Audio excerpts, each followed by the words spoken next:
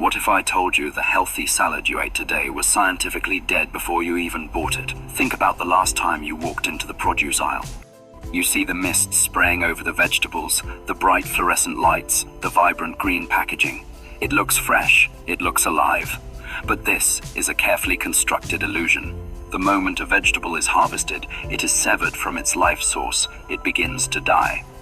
And the modern food system is not designed to get that food to you while it is still living.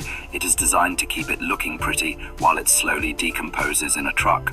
That bag of spinach or lettuce you bought, it likely traveled 1,500 miles to get to you. It sat in a cold storage warehouse, then bounced in the back of a semi-truck for days, vibrating, oxidizing, and degrading. By the time it reaches your fork, studies show it has lost up to 50% of its nutritional value. Its medicine is gone. It is a ghost of a vegetable. We are eating volume, but we are starving for density. But there is an alternative. There is a class of plants that the industrial food system cannot monetize, and because they cannot monetize them, they don't tell you about them. They are called microgreens. These are not sprouts, and they are definitely not just garnishes to be pushed to the side of the plate. These are biological explosives. When a seed bursts open, it contains all the stored energy, vitamins, and cellular instructions needed to build a massive oak tree, or a 6-foot stalk of corn, or a heavy head of broccoli. When you eat that plant in its first 10 days of life, the microgreen stage, you are consuming that explosion of potential energy. You are eating the blueprint of life itself. Science confirms that these tiny seedlings can contain up to 40 times the nutritional concentration of the adult plants. 40 times. That means 1 ounce of these leaves on your windowsill can equal 3 pounds of the vegetables sitting in the grocery store. So, why aren't they in the store? Why isn't Walmart selling you biological dynamite? Because real food doesn't have a shelf life. A microgreen, once cut, begins to lose its potency within 24 hours. It is too powerful, too fragile, and too honest for a supply chain that prioritizes profit over your health. The grocery store deals in things that can survive 2 weeks in plastic. We are going to deal in things that heal you instantly. Over the next hour, I am going to walk you through 20 specific plants that will change your physiology. We aren't just gardening today, we are taking back the supply chain. You need to stick around for number 17. It sounds impossible, but there is a specific shoot grown in total darkness that tastes exactly, and I mean exactly, like buttered popcorn. It is sweet, it is rich, and unlike the movie theater snack, it actually scrubs your arteries clean. And you definitely need to see number 20. Number 20 is a tiny purple stem that fights cancer so aggressively that in the 1,990 seconds, Johns Hopkins University actually tried to sue to patent it. They tried to claim ownership over a plant you can grow in a jar because the medicinal compound inside it, sulforaphane, was that valuable. They wanted to own it. Today, I'm going to show you how to grow it for pennies. This is not just about food. This is about stepping out of the system. If you are tired of paying premium prices for dead food, if you are tired of wondering why you eat healthy but still feel tired, and if you want to take control of your own biology, you are in the right place. Hit that subscribe button right now. Do not think of it as subscribing to a YouTube channel. Think of it as voting for your own independence. We are building a community of countertop rebels who value healing over convenience. Welcome to the rebellion. Let's plant the first seed. Let's begin with the first weapon in our arsenal. It is the fastest, the easiest, and perhaps the most misunderstood plant in the garden, the radish. Now, pause for a moment. Close your eyes and think back. Maybe you remember your grandmother boiling a pot of something sharp and pungent on the stove when the winter cold set in. She knew something that we have largely forgotten. In the old folk traditions, heat was not just a flavor. Heat was a mechanism. It was used to break up stagnation, to move energy, and to clear the dampness out of the lungs. Radish microgreens are the concentrated essence of that heat. If you go to the grocery store today, you might find a bunch of round red radishes. They are mostly water. They are fine. But the microgreen, the baby version of that plant, is an entirely different beast. According to data from the University of Maryland, these tiny leaves can pack up to 40 times the vitamin E of the full-grown vegetable. But we aren't growing them just for vitamins. We are growing them for the clearing. That spicy kick you feel on your tongue when you eat a radish sprout, that is not just flavor, that is a chemical reaction. It clears the sinuses instantly. It stimulates the mucous membranes. It is a natural decongestant that doesn't come in a foil packet and doesn't make you drowsy. So, why aren't they at the store? Why can't you buy a clamshell of these at Kroger? It comes down to logistics. Radish greens grow incredibly fast. Sometimes they are ready in just 5 or 6 days. Because they grow so fast, they get leggy. They stretch out. If you put them in a truck for 3 days, they turn into a tangled, wilting mess. They refuse to be standardized. They refuse to wait for the distribution center. They demand to be eaten now. And the best part, they are the laziest crop you will ever grow. Here is the grow lazy method. You don't need special equipment. You don't need expensive lights. You start with the seed. Look at a radish seed. It's round, brown, substantial. It feels like a little pebble in your hand. Because it is so big, it has a lot of stored energy. You do not need to soak this seed. You do not need to baby it. Get a shallow tray, even a Tupperware container with some holes poked in the bottom will do. Fill it with 1 inch of potting soil, just 1 inch. We aren't growing a tree here, we are growing a carpet. Take your seeds and sprinkle them. Be generous. You want them close together, shoulder to shoulder. In the industrial fields, they plant radishes inches apart. Here, on your counter, we create a canopy. Now, listen to this part. Take your spray bottle or your watering can. Wet the soil. Listen to the sound of the water hitting that dry earth. That sound is the start of the process. It is the trigger. Cover it up for 2 days to keep it dark. Trick the seed into thinking it is buried deep underground and walk away. That's it. That is the work. In 2 days, you uncover it, and you will see a forest of white stems and green leaves reaching for the light. When they are about 3 inches tall, take your scissors, snip a handful. I want you to put these over your morning eggs. Don't cook them, heat kills the enzyme. Just sprinkle them raw over the warm yolk. When you take that first bite, don't think of it as a garnish. Feel the heat rise in your nose. Feel it clear the fog from your head. That is the plant waking you up. That is the medicine working before you've even finished your coffee. Let's move to something softer, something sweeter. Number 2 on our list, pea shoots. There is a specific nostalgia to peas. If you grew up with a garden, or if your parents did, you remember the ritual of sitting on the back porch in late June, shelling peas. The plink, plink, plink into the metal bowl. It was slow work. It was good work, but it was slow. We don't have time for that anymore. And frankly, the peas you buy frozen in a bag are high in sugar and starch. But to shoot the young, climbing vine of the pea plant is a metabolic miracle. We are living in a crisis of blood sugar. I don't need to tell you that. Diabetes, pre-diabetes, insulin resistance. It is the plague of the modern age because our food is designed to spike us. Pea shoots are the antidote. Science shows these shoots are dense with antioxidants and fiber that specifically help modulate how your body absorbs sugar. For those of us watching our levels, or for those of us who just want to avoid that mid-afternoon crash, this is a frontline defender. The industrial food system hates pea shoots. They are voluminous, they are wild, they have these beautiful curling tendrils that grab onto everything. You can't put them in a plastic box because they crush easily and they take up too much shelf space for the profit they generate. They want to sell you dense, heavy things. Pea shoots are essentially selling you air and structure, but for the lazy gardener, they are a dream. You need dried peas. Not the garden seeds from the packet that cost $3 for 10 seeds. I'm talking about a bag of organic dried peas from the soup aisle, a whole bag for pennies. Here is the trick, and this is the only work you have to do. You must soak them. Put a cup of peas in a jar of water tonight. Watch them. Over the next 8 hours, they will swell up. They will double in size as they drink in that water, waking up from their dormancy. The next morning, drain them. Prepare your soil again, just 1 inch is fine. Now, dump those swollen peas onto the soil, and I mean dump them. You want a solid layer, you want them touching.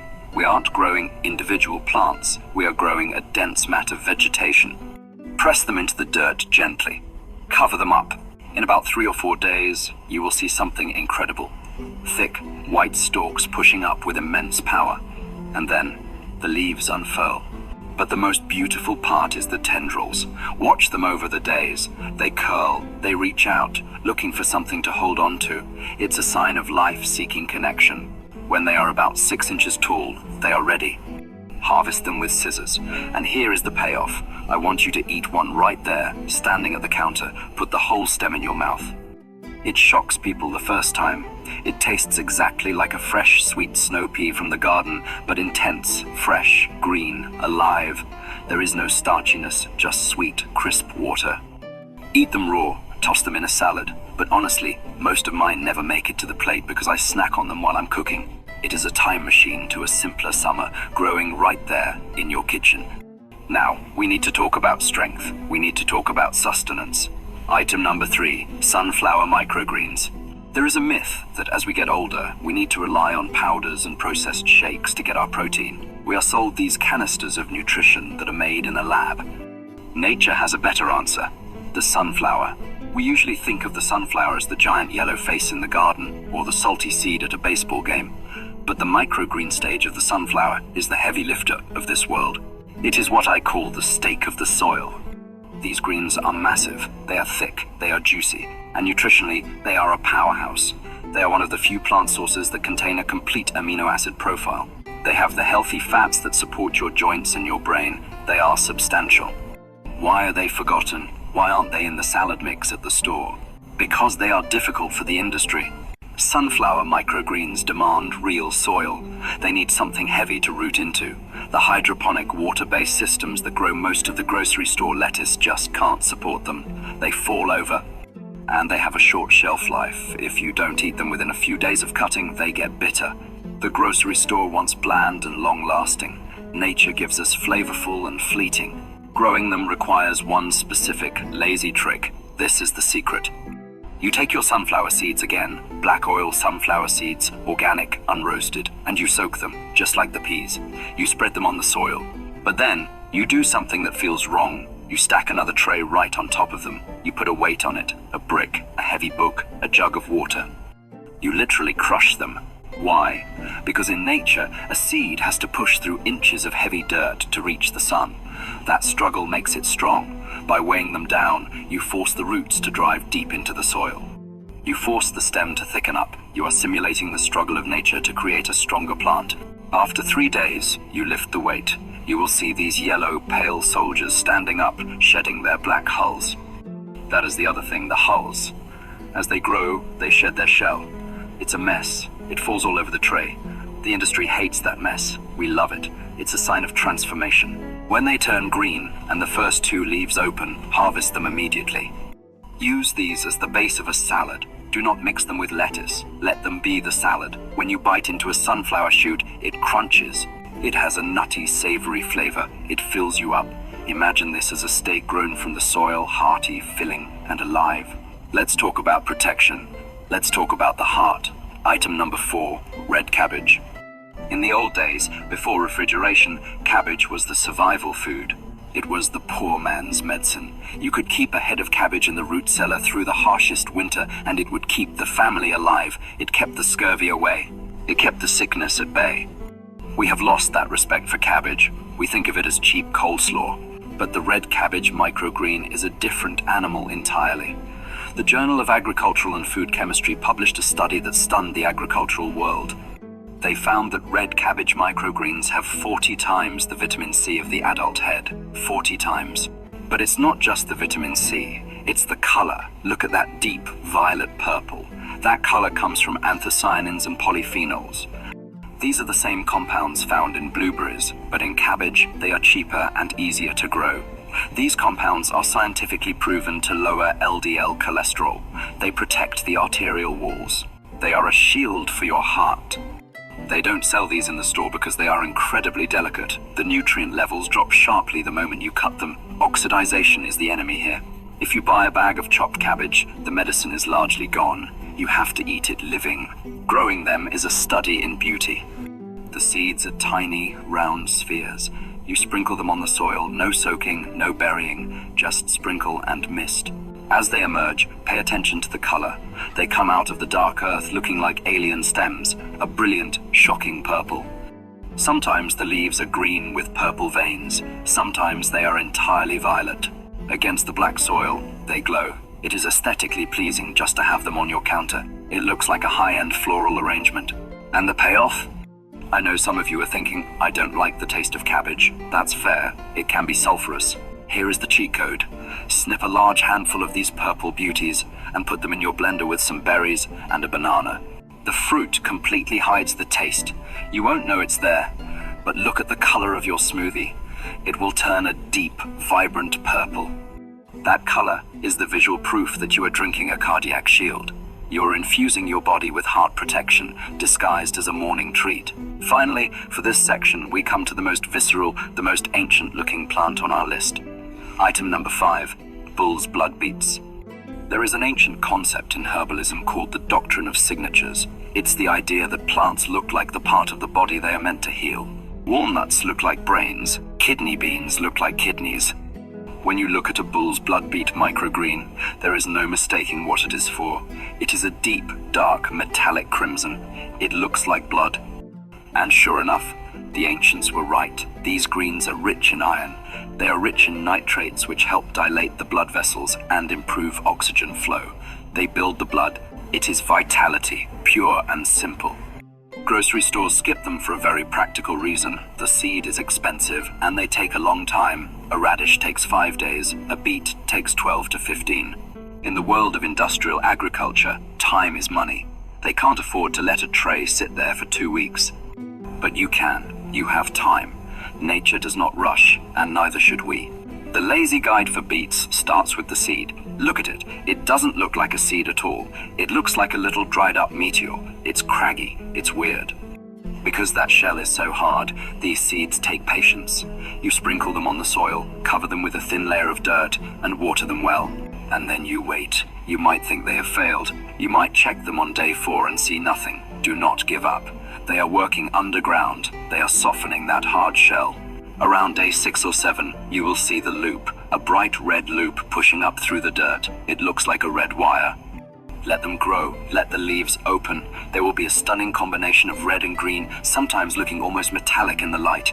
When you harvest these, do not hide them in a smoothie. They are too beautiful for that. I want you to make a simple potato soup, or a cauliflower soup, something pale, something white.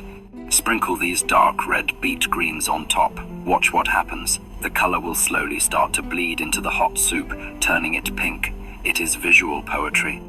When you eat it, you are tasting the earth. It has a localized, earthy flavor that grounds you. It is not just food, it is a transfusion of energy from the soil directly into your veins. These first 5 plants, radish, pea, sunflower, cabbage, and beet, are the foundation. They are the essentials. But as we move forward, we are going to get into the specialists, the detoxifiers, the plants that scrub the modern world out of your system. Stick with me. We are just getting started. Now, we cross a threshold. We are moving away from simple nutrition and into the realm of detoxification. We live in a world that is, frankly, poisonous. We breathe exhaust fumes. We drink water from aging pipes, and we eat fish laden with industrial runoff. Our bodies are filters, and like any filter, they get clogged. Item number 6 is the janitor of the human body, cilantro. I know. Cilantro is polarizing. For some of you, it tastes like soap. That is a genetic quirk. But for most of us, it is the distinct flavor of freshness. But beyond the salsa and the tacos, cilantro has a secret life as a powerful chelating agent.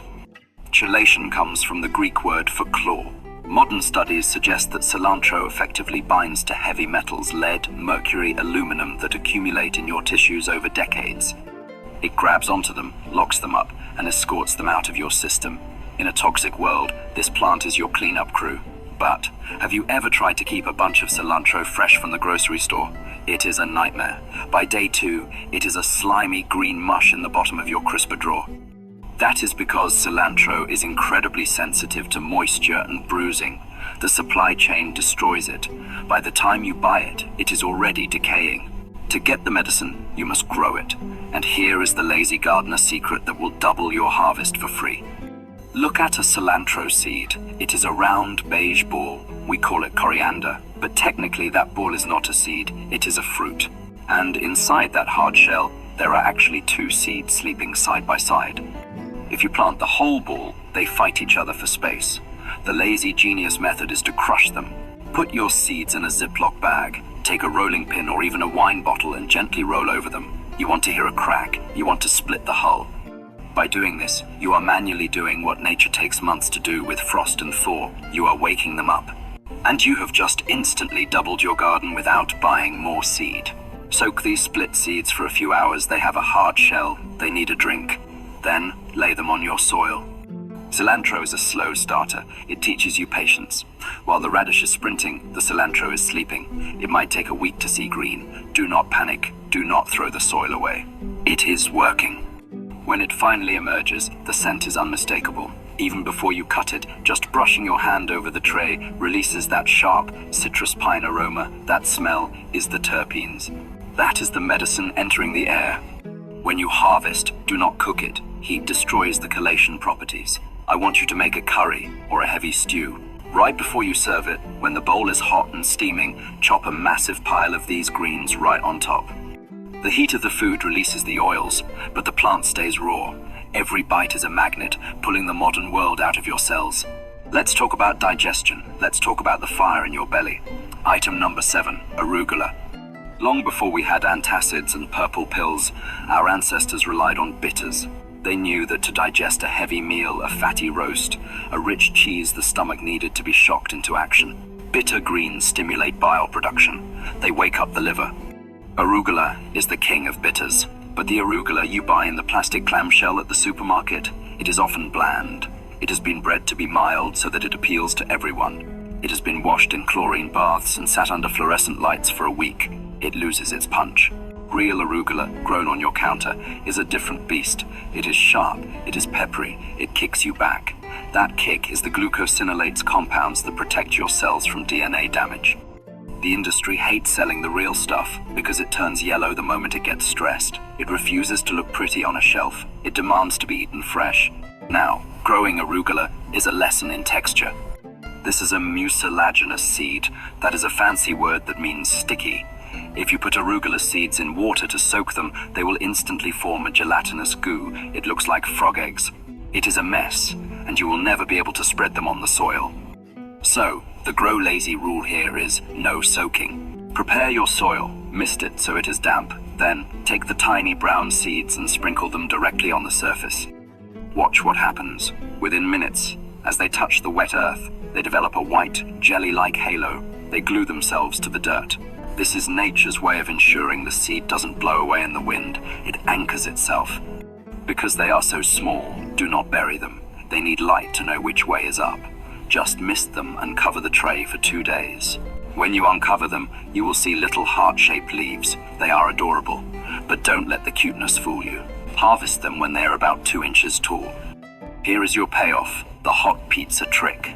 Order a pizza or bake one with cheese, maybe pepperoni, something heavy and greasy. The moment it comes out of the oven, while the cheese is still bubbling and molten, throw a handful of fresh micro-arugula on top.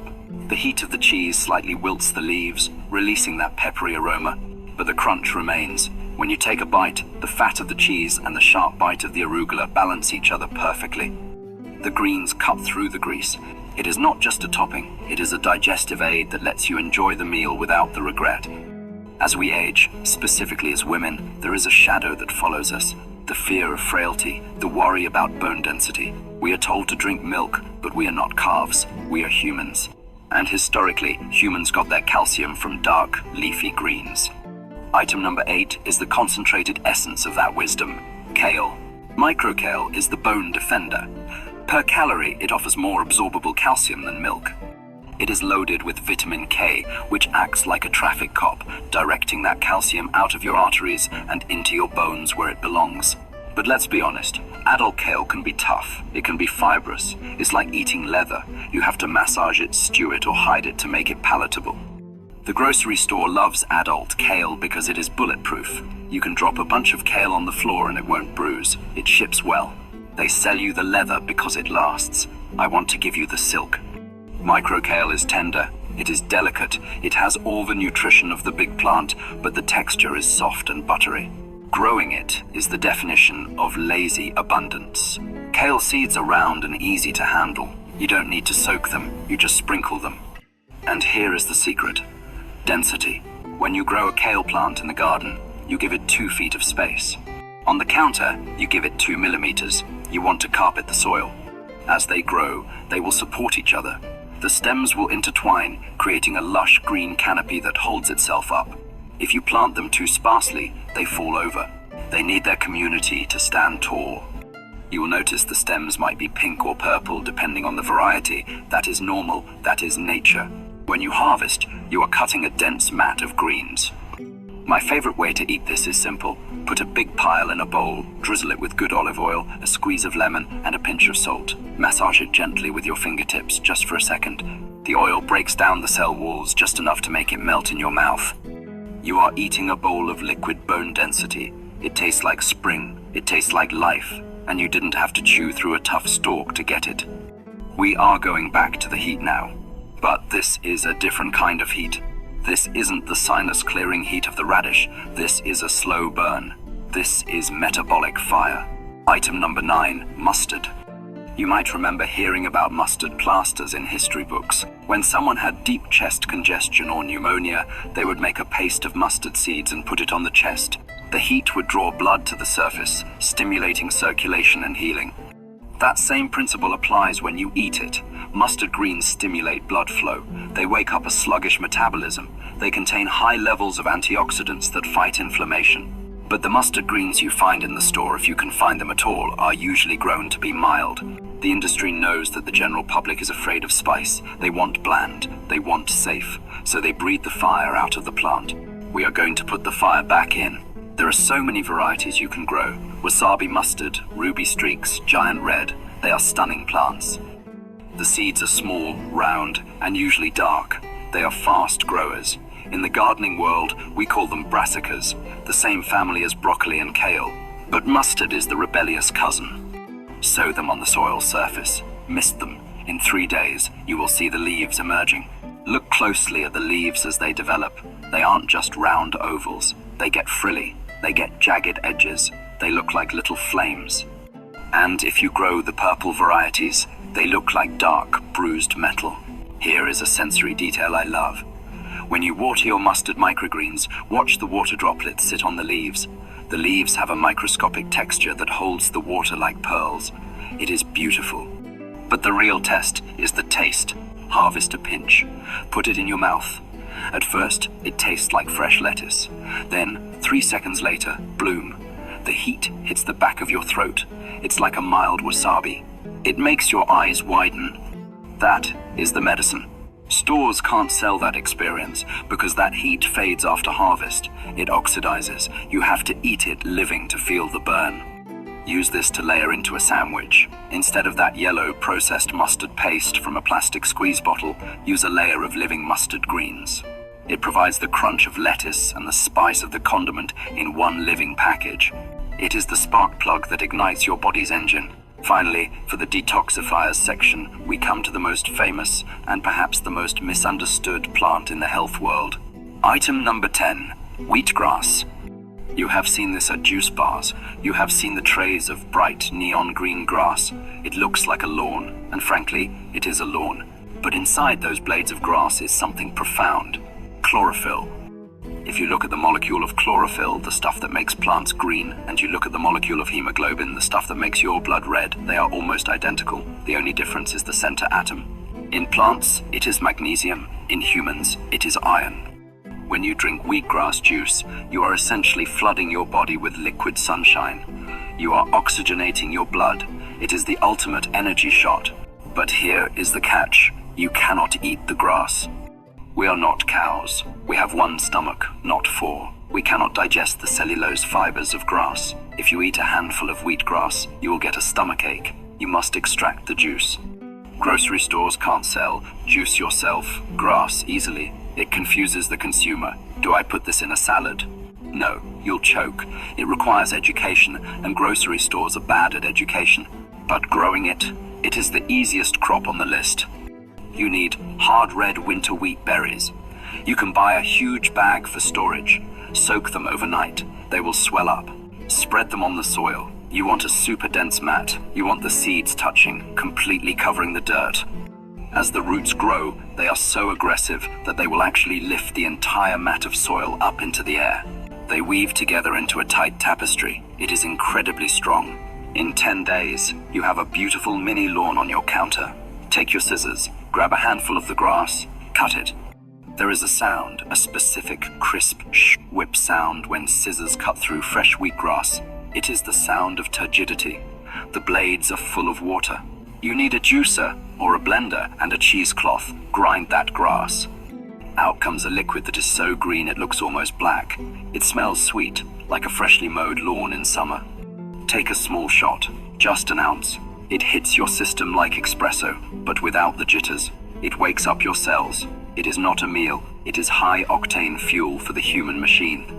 We have cleared the sinuses, balanced the sugar, built the blood, and scrubbed the heavy metals. We are halfway through the list, but the real secrets, the plants that the government tried to patent, the flavors that shouldn't exist in nature, those are still to come. We are going to take a brief pause to remember why we are doing this. Don't go anywhere. Let's pause the list for a second. Just take a breath. Look at this. Look at what we are building here. We are halfway through the list, and I hope you are starting to see the pattern. This isn't really about gardening. I mean, it is, but it's about something much bigger. It is about agency. When you walk into a grocery store, you are walking into a system that has already made decisions for you. They decided what varieties to grow based on shipping durability, not flavor. They decided how long to store it based on inventory logistics, not nutrient density. They decided that convenience was worth sacrificing your health. When you clear a small space on your counter, even just 6 inches, and you put down a tray of soil, you are opting out of that system. You are taking the supply chain back into your own house. You are deciding that you deserve food that is alive. You deserve medicine that hasn't been sterilized and packaged in plastic. We are building a community here of empowered people, mostly women, let's be honest, the ones who have always held the knowledge of hearth and home, who value healing over convenience. We are the lazy gardeners, not because we don't care, but because we know that nature does the hard work if we just get out of the way. If that resonates with you, if you value freedom from industrial systems that choose profit over your vitality, then I invite you to join us. Hit that subscribe button. Don't do it for the algorithm. Do it to anchor your identity. Tell yourself, I am a producer, not just a consumer. Welcome to the team. Now, let's get back to the list. We have some truly special plants coming up, the ones the industry simply refuses to touch. We are entering the territory of the specialized healers. These are plants that are too delicate, too beautiful, or too historically significant for the mass market. Item number 11, red amaranth. This plant carries a heavy history. The Aztecs called amaranth the food of immortality.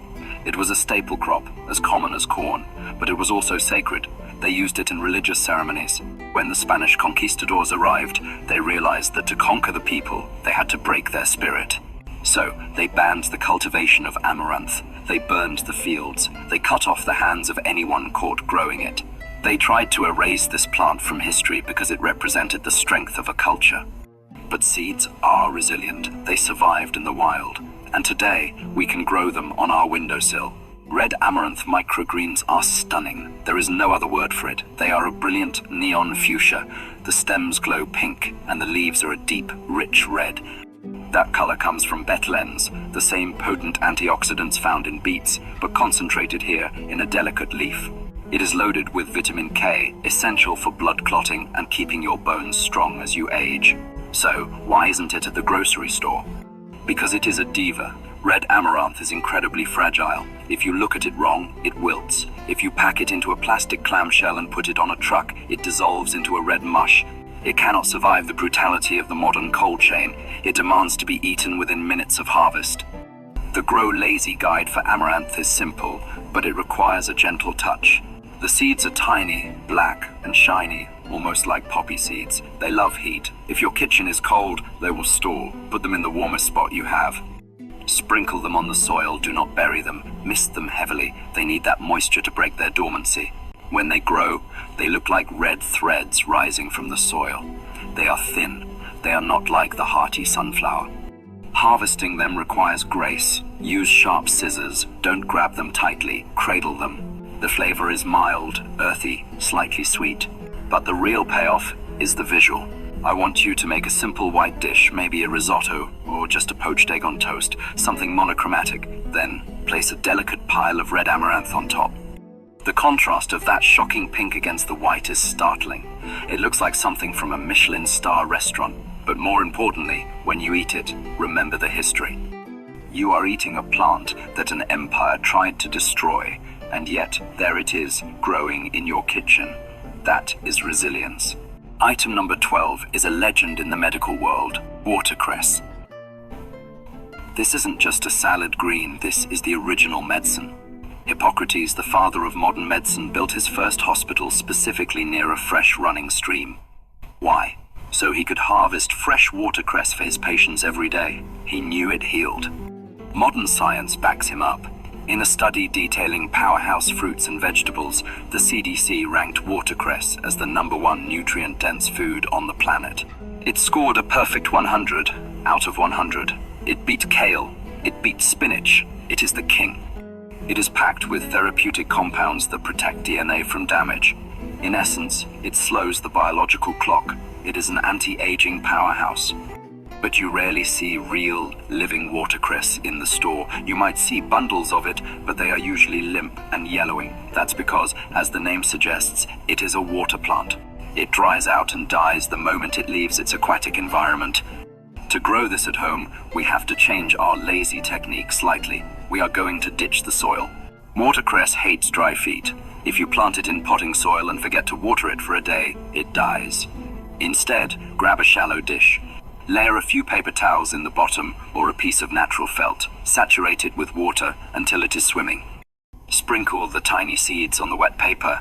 Now, here is the rule. It must stay wet. You cannot let it dry out, not even for an hour. I keep a spray bottle next to the sink and just mist it every time I wash my hands. It grows fast. It develops these cute, round, clover-like leaves. The flavor is intense.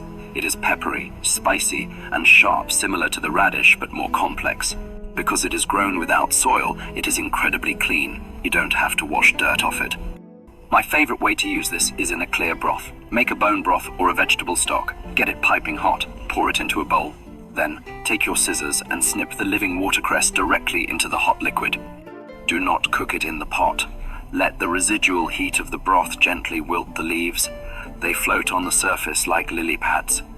When you spoon that broth into your mouth, you are getting the raw, living enzymes. You are eating the same medicine Hippocrates prescribed 2,000 years ago, and it cost you a fraction of a penny.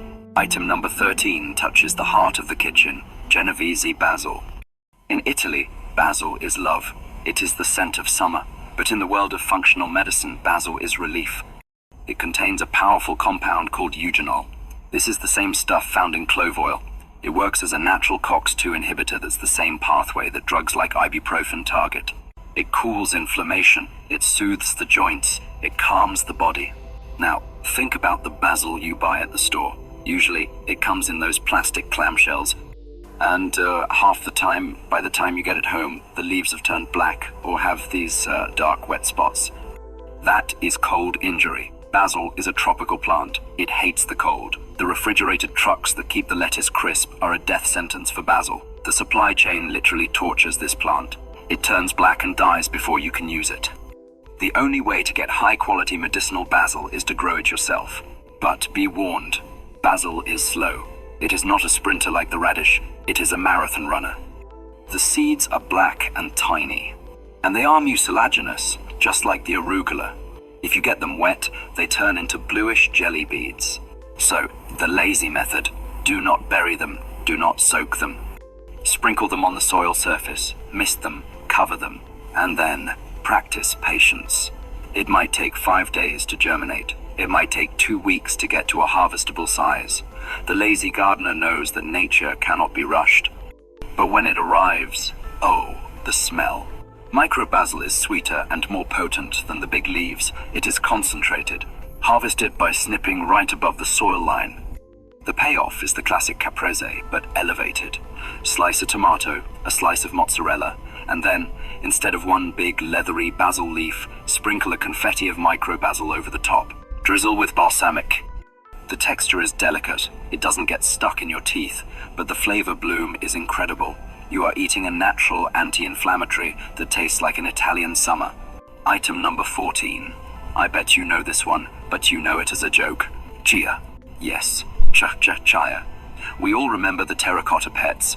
The marketing reduced this incredible plant to a novelty gift, a gag. But the Aztecs and Mayans didn't use chia to grow hair on a ceramic figurine. They used it to fuel their runners. They called it running food. Chia microgreens are rich in omega-3 fatty acids, specifically ALA, alpha-linolenic acid. This is brain food. Your brain is mostly fat. It needs these healthy fats to maintain cognition, to keep the synapses firing, to fight off the fog that creeps in as we get older. We are used to eating the seeds in pudding, but the green plant is just as powerful and much more digestible. Why isn't it in stores? Because it is a mess. Chia seeds are the stickiest things on earth. When you water them, they form a gel that is almost like glue. Industrial harvesters can't handle it. It gums up the machines. It creates a tangled mat that is impossible to wash and package neatly. The industry hates mess, but we don't mind. To grow chia, you can use the soil method, or you can go truly lazy and use a terracotta saucer. Soak the terracotta saucer in water. Smear the chia seeds directly onto the clay. The moisture wicking through the clay is enough to water them. It is the original chia pet method, but we are doing it for food, not decoration. Or just sprinkle them on soil. They grow fast. They have a slightly bitter, cool taste. When you harvest them, it will be messy. The leaves tangle together. You might pull up a clump of soil. That's okay. Rinse it off. I want you to take a handful of these greens, stems, leaves, and all, and throw them into your morning smoothie. They blend perfectly. They add a fresh green note, but more importantly, they are adding insulation to your nerves. They are feeding your brain. Every time you drink it, think of it as a tune-up for your cognitive engine. Item number 15 is for the women. Specifically for the women who are transitioning through the different seasons of life. Red clover. If you drive past a farm field, you might see this growing as a cover crop. Farmers use it to fix nitrogen in the soil. Big agriculture considers it a weed or cattle feed. They spray herbicides to kill it in their cornfields. But herbalists have always known better. Red clover is the women's healer. It contains high levels of isoflavones, plant compounds that mimic estrogen in the human body. As we age and our natural estrogen levels drop, leading to hot flashes, mood swings, and bone loss, these plant phytoestrogens can step in. They can dock onto the receptors and provide a gentle balancing effect. It is nature's hormone replacement therapy, growing in a field. The microgreen version is tender, mild, and easy to digest. The seeds look a lot like alfalfa seeds, small, kidney-shaped, brownish yellow. The lazy grow guide is standard. Sprinkle on soil, cover, mist. But watch them as they grow. They shed their seed hulls. You will see little brown caps sitting on top of the green leaves. It looks like they are wearing hats. The industry hates this. To sell them, they would have to wash those hulls off, which damages the delicate plant. It's too much labor. For you, it's simple. Just brush your hand over the top of the tray before you harvest. The hulls fall off. The taste is very mild, fresh, and green. It doesn't challenge you like the mustard or the arugula. It is gentle. Use this as a topping on a delicate salad, or just eat a pinch of it straight from the tray every morning. Think of it as a daily vitamin for your femininity. It is a plant that understands the female body. It is a love letter to where you are in life right now. We have covered the essentials. We have detoxed the system. We have cultivated the delicate healers. But we are not done. Coming up next, we have the heavy hitters, the flavor that will blow your mind, the popcorn shoots, and the plant that caused a legal war between nature and a university. You do not want to miss the climax of this list. Let's keep growing. We have arrived at the final stretch, the climax. These next 4 plants are the heavy hitters. They are the ones that offer flavors so distinct, so powerful, and so unusual that they challenge what you think a vegetable is supposed to be. Item number 16, fennel. If you have ever eaten at a traditional Indian restaurant, you know that at the end of the meal, by the door, there is often a bowl of sugar-coated seeds. Those are fennel seeds. It isn't just a breath freshener, it is a digestive necessity. For thousands of years, fennel has been the go-to remedy for the bloating, the gas, and the heaviness that comes after a rich meal. It works instantly to relax the smooth muscles of the intestines. But the seed is hard. It gets stuck in your teeth. The microgreen is elegance. The bronze fennel microgreen is one of the most beautiful things you can grow. It doesn't have leaves in the traditional sense. It has fronds, wispy, feather-light, copper-colored threads that float above the soil. When you walk into a room where fennel is growing, you know it immediately. The air smells sweet. It smells like anise or mild licorice. It is an aromatherapy session just sitting on your counter. The grocery store cannot sell this. It is physically impossible. Put a bunch of fennel microgreens in a plastic bag, and within an hour, they turn into a wet, brown mush. They are too ethereal. They are like capturing smoke. To grow them, we use the lazy method, but we add a touch of patience. The seeds look like little ridges. They are the same seeds you cook with. Sprinkle them heavily on the soil. When they emerge, they are weak. They look like hair. You might think, I failed. These are too thin. You didn't fail. That is their nature. Let them grow tall. They will weave together into a soft cloud. When you harvest them, you don't chop. You snip, gently.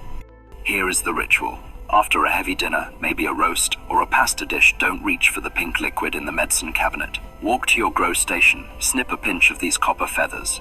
Put them directly in your mouth. The flavor is sweet, cooling, and clean. It coats your mouth, and within minutes, you can feel your stomach settle. It is the broom that sweeps the digestive tract clean, and it tastes like candy.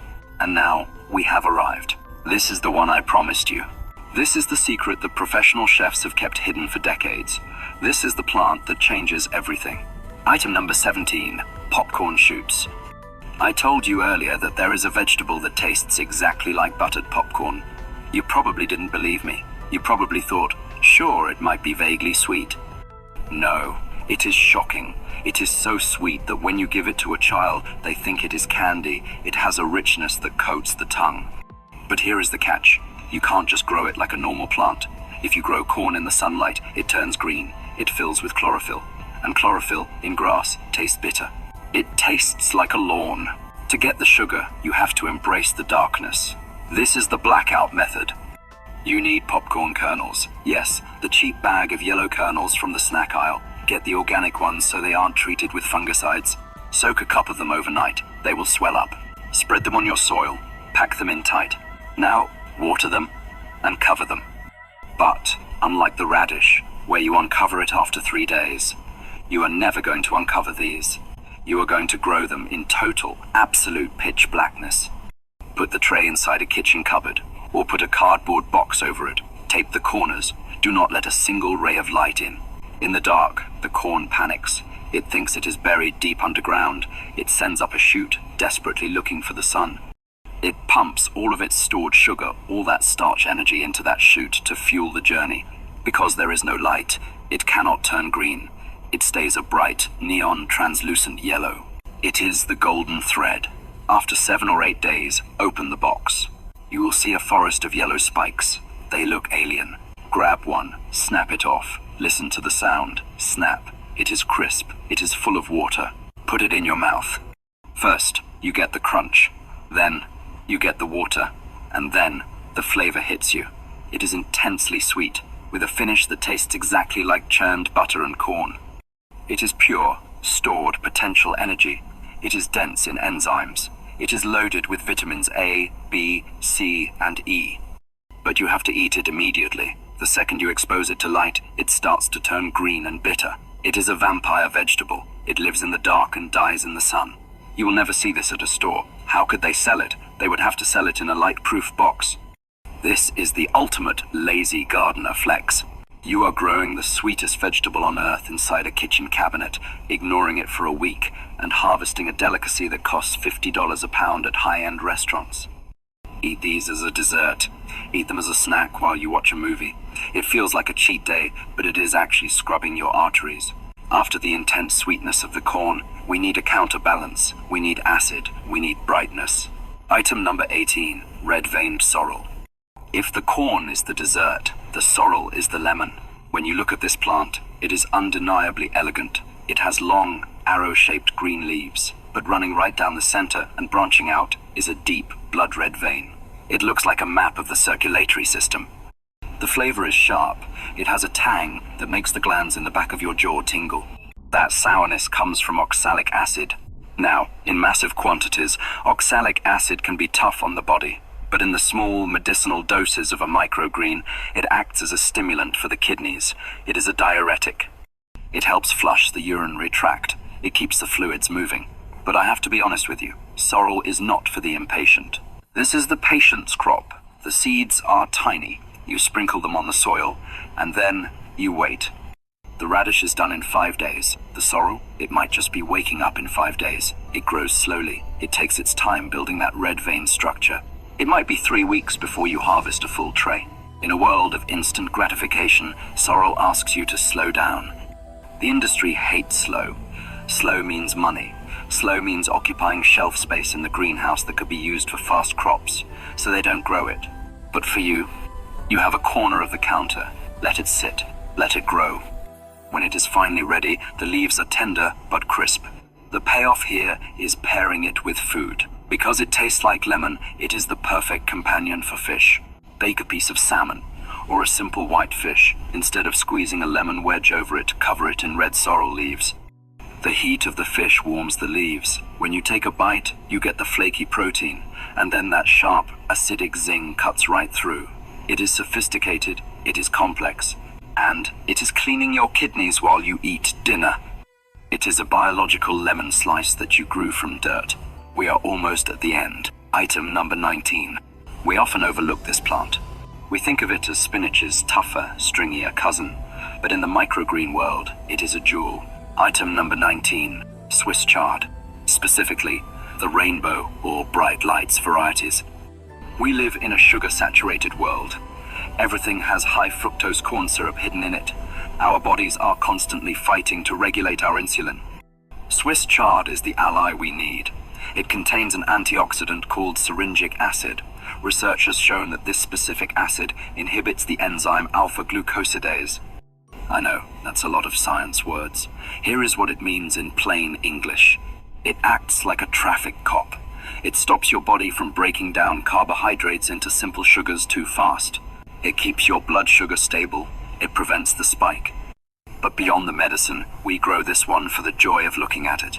The seeds of Swiss chard are weird. They look like little corks. Like the beet seed, they are actually clusters. You need to soak them for a few hours to soften that corky shell.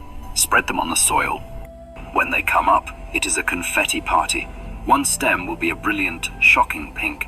The next one will be a sunny canary yellow. The next, a deep crimson red. And sometimes you get a vibrant orange. A tray of Swiss chard looks like a neon forest. It is arguably the prettiest crop you will grow. The stems are crisp. The leaves are tender, earthy green. But the industry prefers the fully grown chard. Why? Because fully grown chard is tough. You can bunch it, tie it with a wire, throw it in a crate, and it survives. Microchard is fragile. The stems snap if you look at them wrong. To harvest, you grab a handful of the rainbow. I want you to chop these up, stems and all. The colors will look like sprinkles. Sprinkle them over a salad or over a taco. Use them any way you want, a crunch and a color pop. But know that while your eyes are enjoying the colors, your body is using that syringic acid to regulate your sugar. You are eating a traffic cop disguised as confetti. We have one left. We have arrived at the final item, item number 20. This is the one that scared the pharmaceutical industry. This is the one that they tried to own. This is the reason we are doing all of this. If you grow nothing else from this list, grow number 20. Let's finish this. And finally, we have arrived. Item number 20. The most important plant you can grow. The reason this rebellion exists. Broccoli microgreens. Now, you might be thinking, broccoli. I eat broccoli all the time. I hate broccoli. Stop. Forget everything you know about the tree-like vegetable on your dinner plate. That is the adult. The adult is fine. But the baby is a biological weapon. In the early 1990 seconds, researchers at Johns Hopkins University made a discovery that shook the foundations of nutritional science. They were studying a compound called sulforaphane. Sulforaphane is unique. When you ingest it, it doesn't just act like a vitamin, it acts like a signal. It enters your cells and flips a switch, instructing your body to produce its own cancer-fighting enzymes. It turns on your body's defense system. It is a preventative force field. But here is the catch. Mature broccoli has very little of it. The researchers discovered that the 3-day-old sprout, the microgreen, contains up to 100 times more sulforaphane than the mature plant. 100 times. Think about that. You would have to eat 100 stalks of broccoli to get the medicinal protection of just 1 ounce of these microgreens. This discovery was so profound, so potentially profitable, that Johns Hopkins University did something unprecedented. They tried to sue to patent the sprouts. You heard me right. A university tried to patent a living plant. They wanted to charge a royalty to anyone who grew or sold these sprouts. They wanted to own the rights to the medicine growing in the dirt. They sued growers. They sent cease and desist letters. They tried to lock this knowledge away behind a paywall. It took years of legal battles, but eventually the courts ruled against them. The judge said, "You cannot patent a plant that nature invented." They lost. We won. But think about the implication. They fought that hard because they knew how powerful this was. They knew this was the original aspirin.